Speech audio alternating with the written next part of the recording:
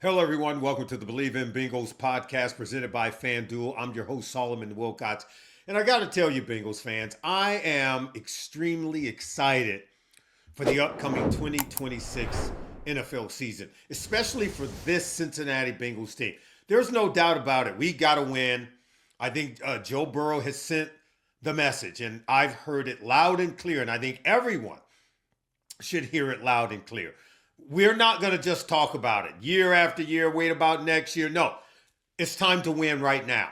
He is trying to give not only the organization, but the entire city, the entire fan base, this sense of urgency that is so desperately needed for teams that are chasing a Super Bowl championship. There's no doubt about it. Joe Burrow is chasing a Super Bowl championship. In fact, I think he wants it more than anyone else. He's the only one who says, I'm not happy with this. He's the only one that's saying, I'm not ecstatic. I'm coming to work when I come here. This isn't playtime for me. This is all business for this young man.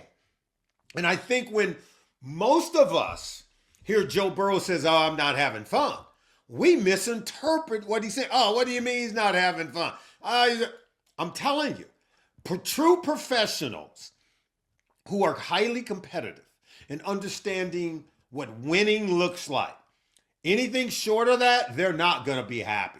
They're not going to sit and pretend everything's okay when everything's not okay.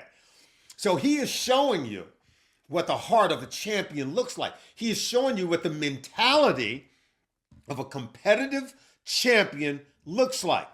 And something tells me if we're hoisting the Lombardi trophy, when it's all said and done, I think every single person will line up and say, you know what? We should have saw it coming.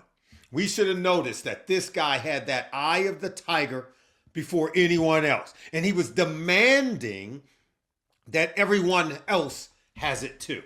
So I got to tell you, I'm ecstatic about this Bengals team because, last year at this time, when we were in preseason games, I saw a defense that couldn't tackle. I saw a defense that couldn't stop the run. I saw a defense that wasn't even really good in coverage. I saw a defense that was like a paper tiger. It was a paper, everyone just went right through them. Remember the Washington Commanders game? They ran the ball for almost 200 yards in a preseason game on us. The Eagles ran the ball right down our throat.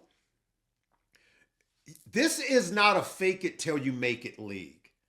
And I know a lot of people want to dispel what preseason games really mean. Oh, it's the preseason. You can't get anything out of that. That's not true. Go back to last year. Our defense looked like it was going to be bad. And we got into the regular season games and, oh, guess what? It was bad, right? This year, this defense looks good. This defense can tackle, for crying out loud. This defense can cover. In fact, we had our second and third string defensive players on the field against the Bears' first team offense. Did you know that the Bears couldn't score a touchdown in the game? The Bears offense, which was a top 10 scoring offense. Remember, they scored 49 on the Bengals last year, right at Paycor Stadium. They couldn't even, the first team offense could not score a touchdown against our third string defense. And I know you want to sit and say, it's just a preseason. It doesn't mean anything. Let's wait till the real game starts. Let me tell you something. It was a real game for guys like Landon Robinson. It was a real game for guys like Howard Cross. It was a real game for guys like Chris Jenkins. Okay? You go ask those guys, it was a real game. And they were suiting up and lining up against the Chicago Bears and Caleb Williams and their first team offensive unit. Fact, you cannot fake it till you make it in this league. Every time you step on the field and you put your hand in the dirt, the play that you make or don't make, that is who you are. We don't have one of those leagues. There's no touch. There's no flag. It's real tackle football every time they snap the ball. And you're either going to make a play or you're going to get embarrassed. And every time I watch our team play in the preseason, that's who they turn out to be in the regular season. And this year, I got to tell you, what I'm seeing in this preseason, it's making me proud. They have a fight in them. They have tenacity. I think it goes back to those early days of training camp practice. You got guys getting into fights, getting into scraps. And we love Jamar Chase. We know he's a competitor, right? But I think this Cincinnati Bengals defense, these players on this team, are saying the practice no longer belongs to the wide receivers, to Joe Burrow, Jamar Chase, and T. Higgins, to just take every day in practice and do whatever it is you want to us. I got to tell you, I have come to many practices and I have watched defensive players just let a guy make a play just because he's a star player. And I've also watched when defensive players said, not today, not on me, not on my watch. If you want to make a play, you're going to have to go in that other field and you guys are going to have to throw against air. And I remember when Mike Zimmer came to the Cincinnati Bengals. He was the Bengals defense coordinator under Marvin Lewis. And Zim had a nice run as a coordinator in our league. Was phenomenal, by the way. And I thought some of our best defenses, and I told him, I said, you are a first defensive coordinator since the days of Dick LeBeau, where you empower your players to own the practice. No longer can you let Chad Johnson and TJ Hushmanzada just have their way with everybody. How does any self-respecting defensive coach or defensive player just let us? I don't care if you're a superstar. You can be a superstar on the next play, but not on this play, not at my expense. How do you just let them just, throw the ball over your head, dunk the ball on your head whenever they want? And that brings me to one specific player that, to me, I'm going to talk about a couple of players who I think has made a huge difference on this defense. At first, it starts with Dexter Lawrence. Dexter Lawrence is a champion. That's right. He went to Clemson with T. Higgins. He was on championship teams, right? This guy is a phenomenal player. He knows what it looks like to practice every day like you're going to be a champion, to work every day like you're going to be a champion. Other guys pay attention to the big man. That guy is putting in work. How dare I not put in work? Right now, I'm seeing one of the best and most deep defensive line groups I've ever seen for the Cincinnati Bengals. I mean, we're deep just at the defensive tackle position. I'm not going to even talk about the edge rushers with Boye Mafe and, Cassius Howell, Miles Murphy, I think is ready to have himself a spectacular year. He deserves a second contract if he balls out in 2026, okay? And I think he's ready to do it. But if you just look at the interior defensive lineman, Dexter Lawrence, Jonathan Allen, by the way, who I just absolutely love. This guy's an all-pro any year, anytime he wants to be. And the fact that he's going to be the under tackle, he's going to be our 3 technique, and he's going to get single blocking, he's going to destroy people. I'm telling you right now, Jonathan Allen, if he stays healthy, and all this is, of course, if you stay healthy, he's about to have not only a Pro Bowl year, an all-pro year. That's how good he is. Playing next to sexy Dex, we could have the best pair of interior defensive linemen right there. Now, B.J. Hill, he's got to be healthy because this dude's a phenomenal player. We all know he has a close relationship with Dexter Lawrence. That's one of the reasons why Dex wanted to come here, right? I've always loved B.J. Hill since he first arrived. And I told him that. I said, dude, you're about to change our team. And boy, did he. Phenomenal player. And then T.J. Slayton. So that's 4 interior defensive linemen. And I haven't even gotten to the other guys who are going to give us some depth, because when Chris Jenkins comes onto the field, when Howard Cross comes on the field, and I absolutely love Landon Robinson, the kid from Navy, right? Did you see him get his first sack? Did you see him give his salute? I love his sack celebration. He said that's going to be his sack celebration from now on. That means he's expecting to do more. This guy has greatness written right across his chest. Landon Robinson. And I can tell you right now, I know scouts on other teams, they were ready to sign him. And his father was a Cincinnati Bengals fan. He got to come home play in Cincinnati for his dad's favorite team. He's from the great state of Ohio. There's no doubt about it. Well, we produce some of the best high school football players. And I'm from California. So saying that, I'm telling you, I've seen it for years, right up close. I've been in this town now for nearly 40 years. And I've seen some really great high school football players come out of high school football in Cincinnati and in the greater Ohio area as a state, go to the NFL and become great players. In fact, we just had one get inducted into the Pro Football Hall of Fame. He goes by the name of Luke Kuechly. And I remember Luke when he played in high school. I remember when he signed to go play for Boston College.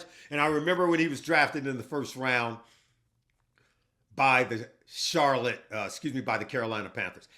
I'm going to tell you something that I never really told anyone except for my friends in Charlotte.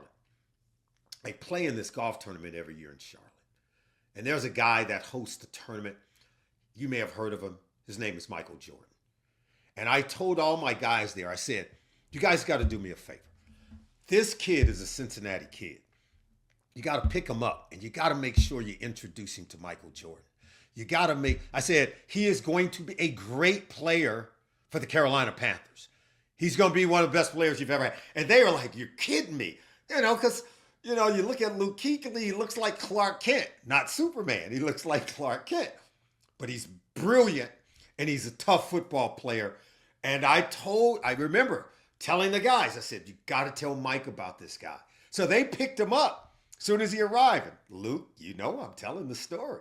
They pick him up. They bring him over to Michael Jordan's house. And Luke is just in awe. He's just like, I can't believe this. And they called me and they told me, we picked up your guy. We brought him over to meet Mike.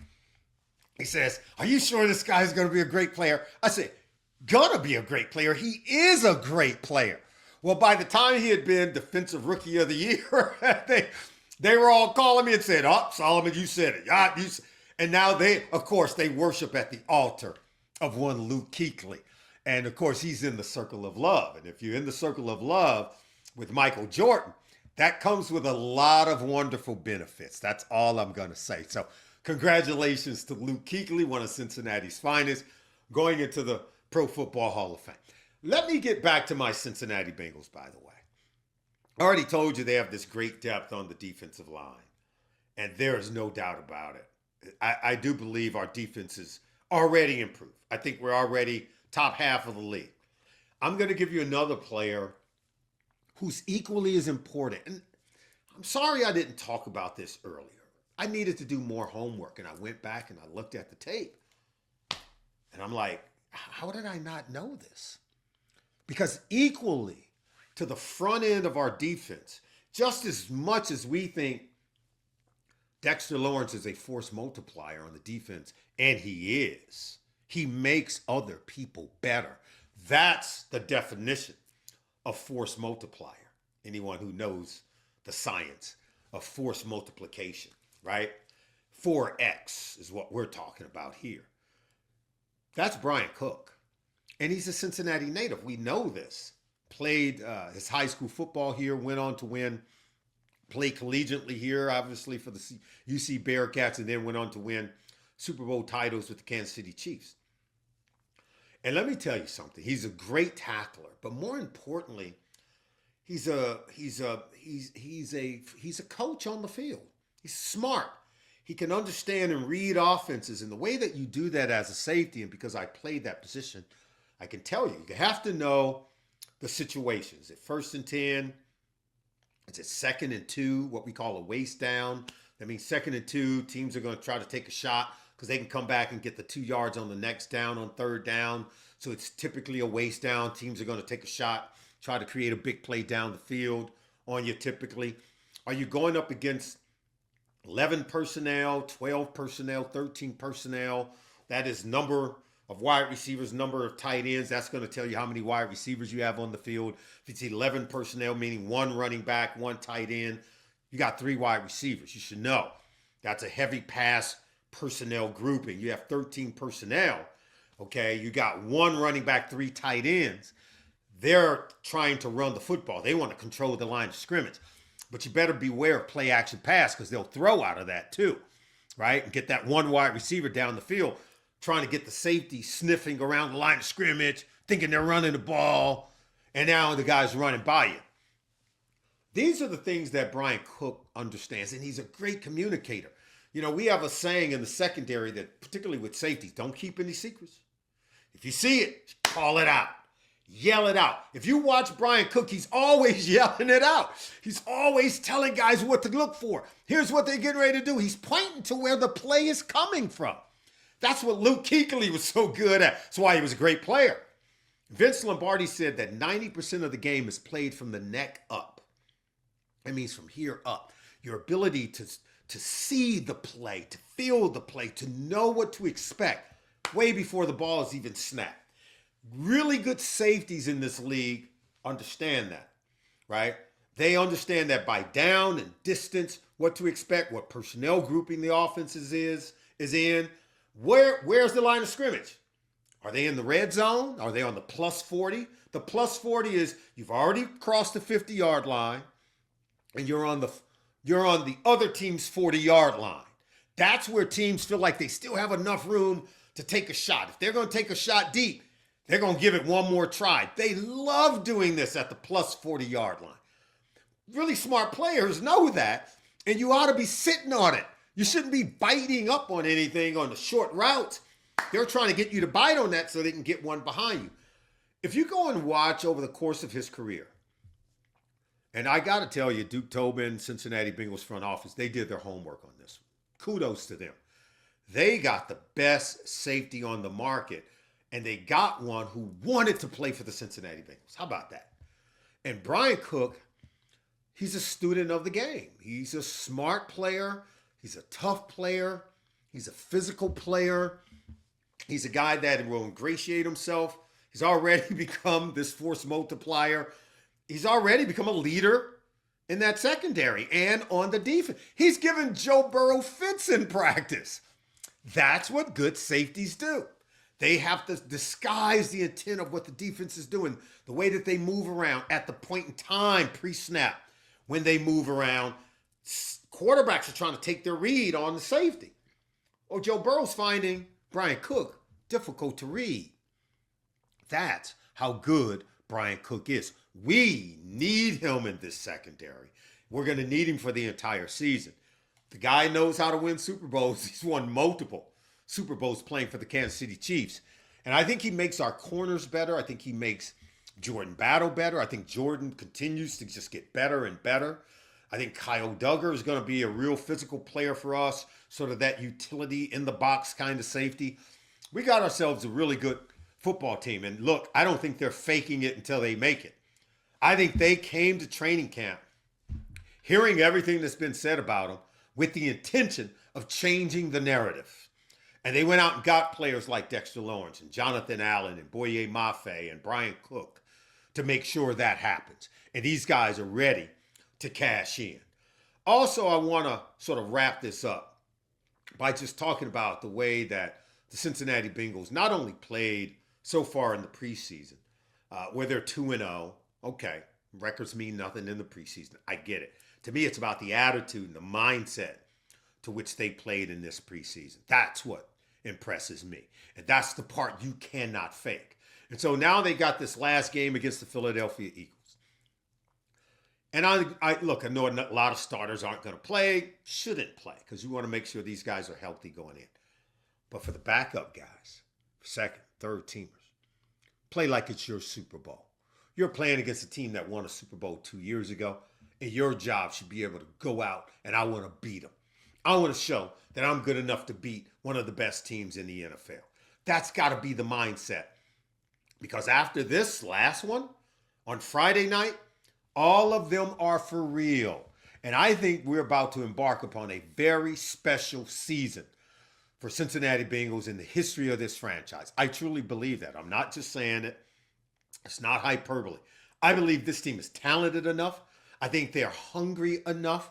I think the mindset for this team, they know that it can all be dismantled if this thing doesn't work out. Because I can tell you this, every last one of these contracts that have been signed by these free agents are essentially one-year deals. Yeah, you can keep them longer than 1 year, but the guaranteed money is all paid out in the first year. How about that? That's right. The guaranteed money, they're done after the first year.